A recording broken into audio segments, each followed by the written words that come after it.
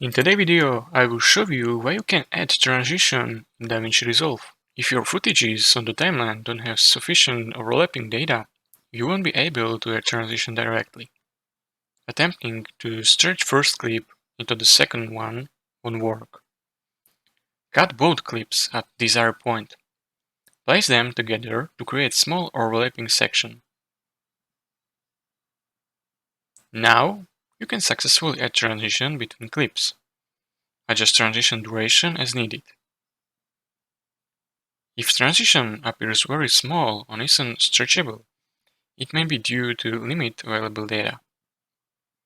Cut small portion from either first or second clip to provide more data for transition.